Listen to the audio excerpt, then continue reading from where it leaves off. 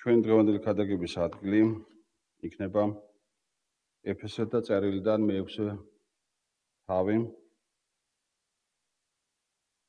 მე-10 მუხლი. ჩემო ძმებო, გამაგდით უფლით და მისი ძალის სიმტკიცით და შეიმოსოთ ღვთისმსხური საჭურველი, რათა შეძლოთ წინააღმდეგ ეშმაკის მზაკრობასო. ვინც წინამსახურებაზე ვიყავით, შეგახსენებთ, რომ ქონდა ჩვენ საუბარი თუ რითი ვინდა ვიყოთ შემოსილნი ღვთისშვილები ეკლესია ამ მიწაზე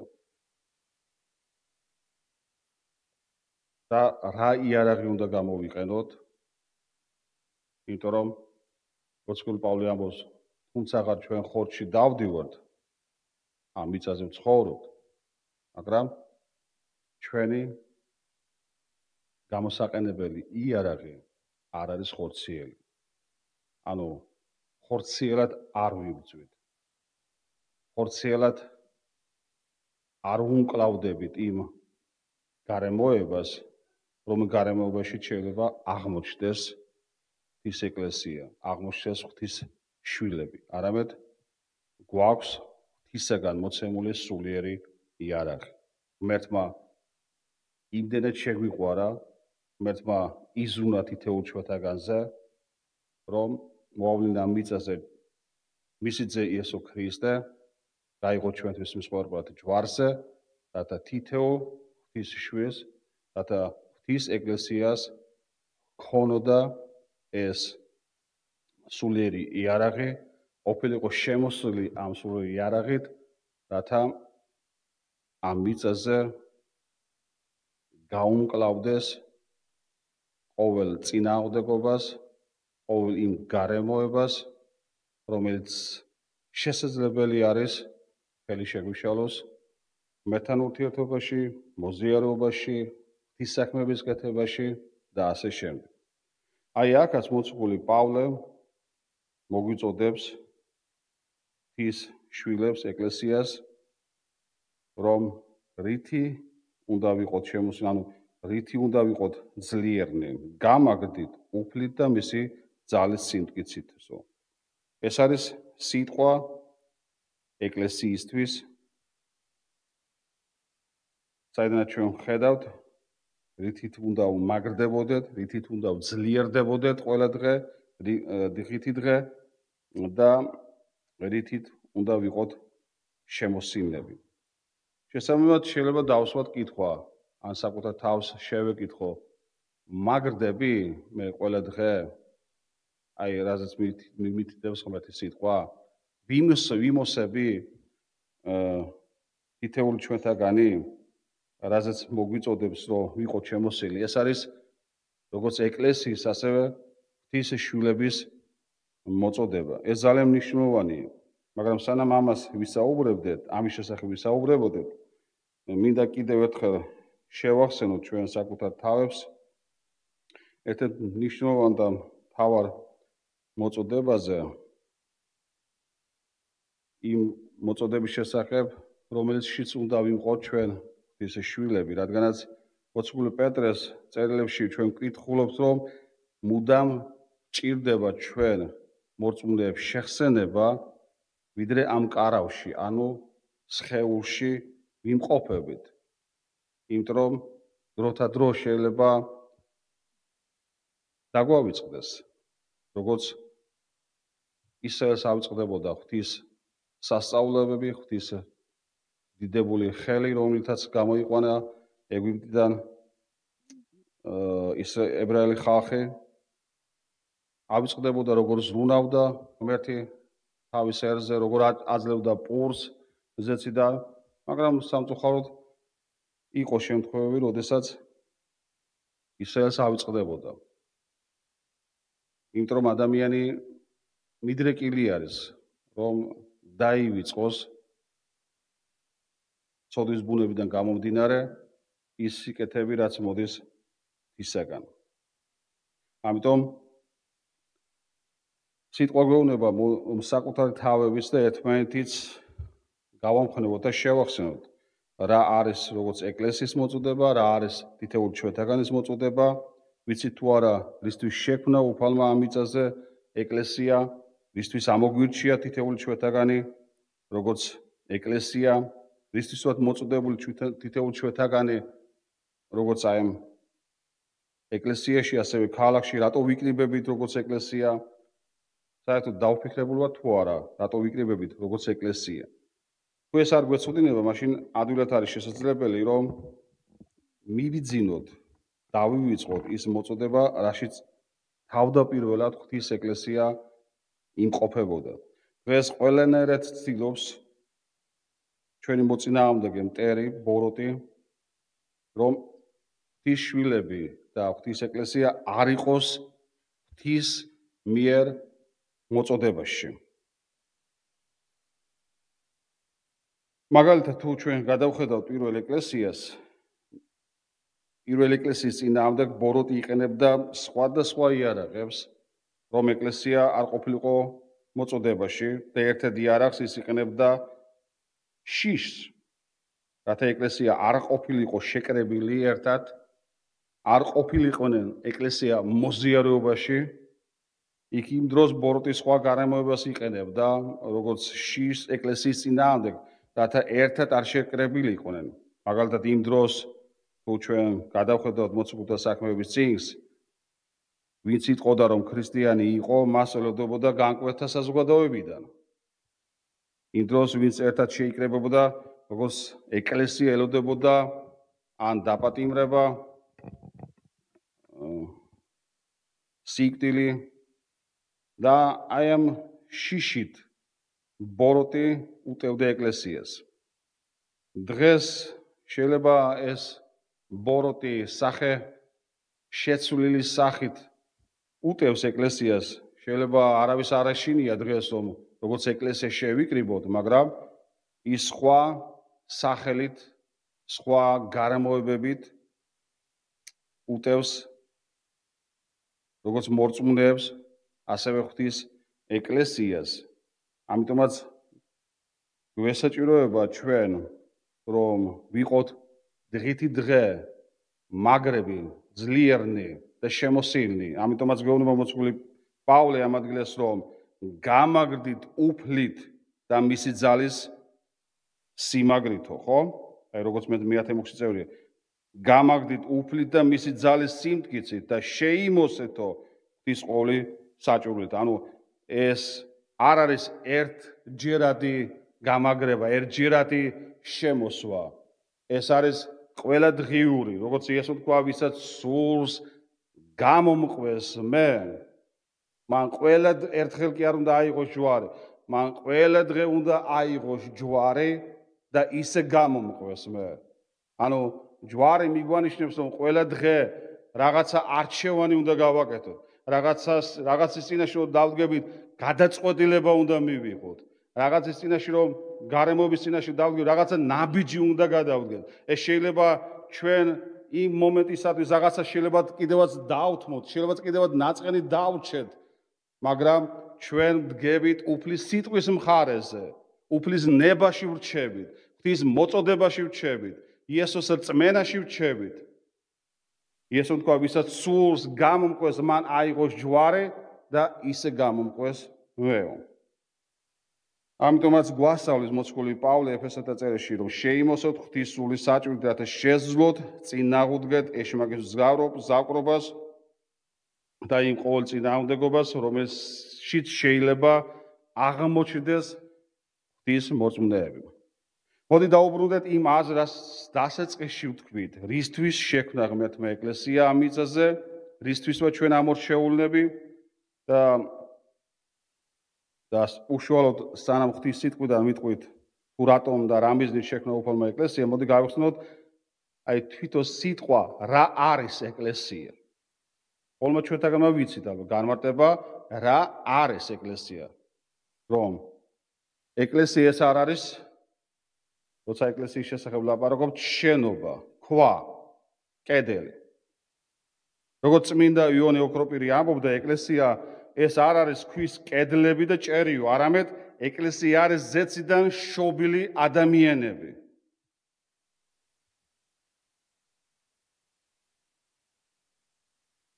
ხოლო მე-5 საუკუნეში ღირსი ისიდორე ასე განმარტავდა ეკლესიას. ეკლესია ეს არის წმინდათა ერთობა, რომლებიც შეერთებულნი არიან რწმენით და გამორჩეულნი არიან ცხოვრების წესითო. ესე იგი, ეს არის ადამიანები და ადამიანთა ერთობა, რომლებიც შეერთებულნი არიან გამორჩეული, განსხვავებული ცხოვრების წესითო. ანუ ისინი ცხოვრობენ გამორჩეული წესით, არა ისე როგორც ქვეყნიერებას აქვს თავისი წესი. არამედ გამორჩეული, განსხვავებული. იმიტომ რომ ეკლესიისთვის გადახდილია დიდი ფასი. თქვენ იცით, და წმინდა წერილში შევკითხულობ, ღმერთმა ძალიან დიდი ფასი გადაიხადა ეკლესიისთვის. და ეს ფასი არის ქრისტეს დაღვრილი სისხლი ჯვარზე. გახსოვთ მოციქული პავლემ რა თქვა ერთ-ერთ ქალაქში, როცა შეკრიბა ღვთისშვილები ეკლესია, მან განუცხადა, რომ იესომ შეიძინა ეკლესია თავისი სისხლითო. ძვირფასოდებოდა ძმებო, ჩვენთვის დიდი ფასია გადახდილი.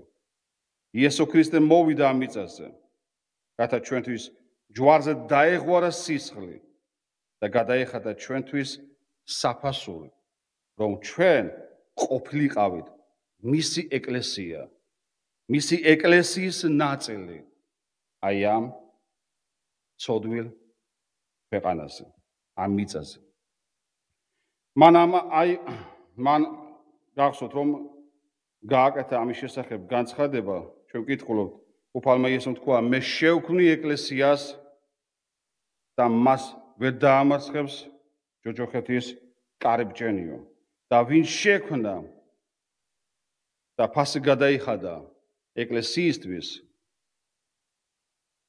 მან ასევე მოუწოდა კიდევაც, რომ იყოს შემოსილნი, რომ დღითი დღე ძლიერდებოდეს, მაგრდებოდეს და ეს ძალა დაგვეხმარება დავჩეთ უფლის ნებაში და ვასრულებდეთ იმას, რაც უფალმა განგვისაზღვრა როგორც ეკლესიას. ამიტომაც უთხრა უფალმა იესომ თავის ეკლესიას, ნუ განშორდებით იერუსალიმს, მანამ სანამ არ მიიღებთ თქვენ ზეციდან ძალას და როდესაც მოვა სული წმინდა თქვენზე, თქვენ იქნებით მოწმენი იერუსალიმში, სამარიაში და თელ დედამიწის კიდემდე, იმიტომ რომ თქვენ მიიღებთ ზეციდან სულწმინდის გადმოსვლით ძალასო. სწორედ ეს ძალა გვეხმარება და მოგვიწოდებს ვიყოთ ღვთის ნებაში და ღვთის მოწოდებაში. და პირველი და უმნიშვნელოვანესი, რასაც წმინდა წერილში ჩვენ ვხედავთ, რომელ მოწოდებაშიც უნდა დავჩეთ ყოველთვის და რომელი მოწოდებაც ასევე ემსახურება თუ რისთვისაც ჩვენ უპირველეს ყოვლისა ვიკრიბებით როგორც ღვთის შვილები ეკლესიად, ეს არის თაყვანისცემა ღმერთის მიმართ. ეს არის პირველი უმნიშვნელოვანესი მთავარი. ეს არის თაყვანისცემა ღმერთის. ჩვენ მოწოდებულნი ვართ იმისათვის, რომ თაყვანი ვცეთ ღმერთს, როგორც ეკლესია, როგორც ღმერთის შვილებმა, როგორც ერთად როცა ვიკრიბებით ღმერთის შვილები, ეს იქნება კვირის სახურება, ეს იქნება პარასკევის სახურება, ეს იქნება თუნდაც სახლებში საოჯახო შეკრებები. მიზანი ყოველი შეკრების უპირველეს ყოვლისა უნდა იყოს ღმერთის თაყვანისცემა. ამიტომაც ებრაელთა წერილის მეათე თავის 25 მუხში კითხულობთ, ნუ მივატოვებთ ჩვენ შესაკრებელს, როგორც ზოგიერთებს შევიათო.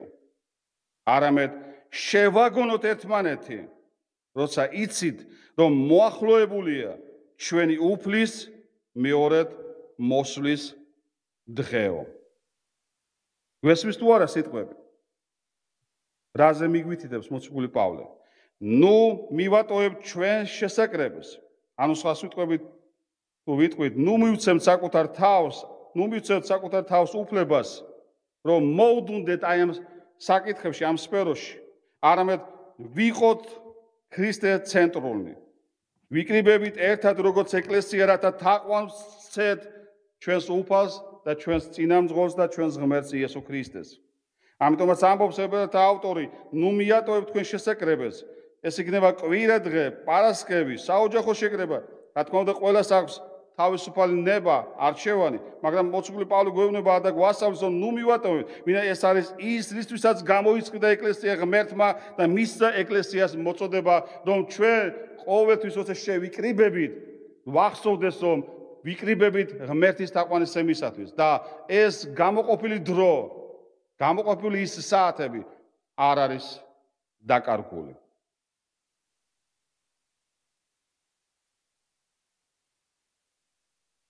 ეს არის ეკლესიის მოწოდება. მსგავსად ისრაელისა, როდესაც ღმერთმა გამოისყიდა ეგვიპტის მონობისაგან. გახსოვთ, წმინდა წერილიდან მოსე მიდის ფარაონთან და რას ეუბნება? გაუშვი ისრაელი. ფარაონი ეუბნება, რატომ უნდა გაუშვა ისრაელი? მოსე ეუბნება, იმიტომ რომ ღმერთმა გამომგზავნა და ღმერთის სიტყვას გადმოგვცემ, რომ გაუშვი ისრაელი. და თქვენ როგორ ფიქრობთ? ღმერთი რომ მოსემ გაგზავნა. მხოლოდ იმისათვის გაგზავნა, იმისათვის უნდა და გამოიყვანა ებრაელი ხალხებიდან, რომ მხოლოდ კარგ მიწაზე შესულიყვნენ, სადაც თაფლიდაძე მოდიოდა, ანუ უკეთესი მდგომარეობა იყო. რა თქმა უნდა, ეს ღმერთის ნებაში იყო, რომ იმ მდგომარეობაში, რომელშიც იმყოფებოდა ეგვიპტეში ისრაელიერი, განთავისუფლებულიყო და უკეთეს მდგომარეობაში გადაეყვანა. მაგრამ ჩვენ ხედავთ მოსეს საუბრის დროს, მოსეს პასუხში, თუ რა იყო თავარი მოტივი, მიზანი, მოწოდება, რატომ უნდა გამოსულიყო ეგვიპტიდან ისრაელი ერი. როცა ვკითხულობთ გამოსვლის წიგნს, ჩვენ ხედავთ, მოსე აცხადებს აი ამ გამოსყიდვის მიზანს. გაუშვი ისრაელი, რათა თაყვანი ვცეთ ღმერთს ერთადო. გახსოვთ ეს სიტყვები? გაუშვი ხალხი, რათა ჩვენ ერთად თაყვანი ვცეთ ღმერთს. ანუ განმარტოებაში თაყვანი ვცეთ ღმერთს, იმიტომ რომ შეუძლებელია იყო ეგვიპტეში, იყო სოდვაში და იქ ცე თაყვანი. ღმერთმა მოგცა ჩვენ გამოსყიდვა ეგვიპტისაგან და როგორც გამოსყიდულებმა ჩვენ მოწოდებული ვართ, რომ თაყვანი ვცეთ ღმერთს. და ეს იყო რასაც იმ დროს ფარაონი ეწინააღმდეგებოდა ისრაელს, იმიტომ მას არ სურდა, რომ ებრაელი ხალხი განმარტოებაში გამოსული თაყვანი ეცა მთელ ერს ერთად, ერთობლივად, მთელი ოჯახით თაყვანი ეცა ღმერთისათვის. ახალ აღთქმის წიგნებში ჩვენ ვკითხულობთ იოანეს სახარების მე-4 23 მუხლში. მამა ეძებს თაყვანისცემლებს თავისთვის, რომლებიც იქნებია ქრისტეს ცენტრული და ქრისტეს მეშვეობით თაყვანს სცემენ მამა ღმერთს. გამოცხადების 4:10 24 უხუცესი დაემხო ტახტზე მჯდომარის წინ და თაყვანისცა უკუნთი უკუნისამდე ცოცხალსო. ნეემიას წიგნის მერვე თავის მე-9 მუხლები. ეს დღე წმინდა უფლისთვის, თქვენი ღვთისათვის, ნუ გლოვობთ და ნუ ტირით.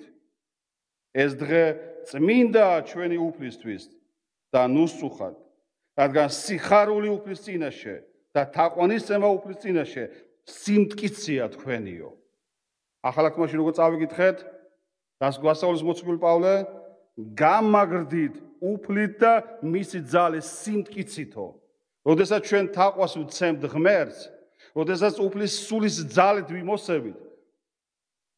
ნეემიას წიგნიდან ვკითხულობთ, რომ ეს თქვენი სიმტკიცეა, თქვენი სიმაგრე არის. თქვენ უფლის თაყვანისცემაში ძლიერდებით, მაგრდებით და ახალი ძალით იმოსებით, ახალი ძალით ივსებით. ჩვენ გქონდა დღეს შესაძლებლობა ლოცვის დროს, რომ თაყვანი გვეცა ცოცხალი ღმერთისათვის. ამიტომ ის რაც მინდოდა დღეს ამ ლოცვის შემდეგ, რომ საკუთარი თავებისთვის და ერთმანეთისათვის შეგვეხსენებინა, როგორც პეტრე ამბობს, რომ ვიდრე ამ კარავში ვიმყოფებით, ვიდრე ამ მიწაზე ვცხოვრობთ, ჩვენ ჭირდება, რომ ერთმანეთს შევახსენოთ, გამოვაღვიძოთ ერთმანეთი, რომ ჩვენ ვართ მოწოდებული ქრისტიანები, მოწოდებული ღვთის ეკლესია, უპირველეს ყოვლისა, ღვთის თაყვანისცემისათვის. ამიტომ, როცა ჩვენ ვიკრიბებით, უპირველეს ყოვლისა, იმიტომ ვიკრიბებით, რომ თაყვანი ვცეთ ღმერთს. და ამიტომაც მოციქული პავლე ამბობს, ძმებო, გამაგრდით უფლით და მისი ძალით სიმტკიცით. შეიმოსეთ ღვთის სული საჭურით, რათა შეძლოთ წინააღმდეგ ეშმაკის მზაკრობებსო. ის ბოროტი ცდილობს, რომ თქვენ ცხოვრების გზაზე სხვადასხვა მზაკრობები დაგვახვედროს, რათა ჩვენ არ შევიკრიბოთ, არ მოვიდეთ ღვთის თაყვანისაცემად. როგორც ეგვიპტეში და ებრაელ ხალხს არ უშვებდა ფარაონი და აჭინაურებდა მათ გამოშვებდა, მაგრამ ფარაონმა უთხრა, გაუშვი ისრაელი, იმიტომ ჩვენ უნდა შევიკრიბოთ ერთად და ჩვენ უნდა თაყვანი ვცეთ და უნდა ვემსახუროთ ჩვენს ღმერთს და ჩვენს უფალს. ის ღირსია თაყვანისცემისა და ის ღირსია, რომ ვემსახუროთ ჩვენ ღმერთის შვილებმა, იმიტომ რომ მან დიდი ფასი გადაიხადა თითეული ჩვენთაგანისათვის და ეს ფასი არის ჯვარზე დაღურილი ღვთის ძის, ჩვენი უფლის იესო ქრისტეს სისხლი. ამინ. მოდი ახლა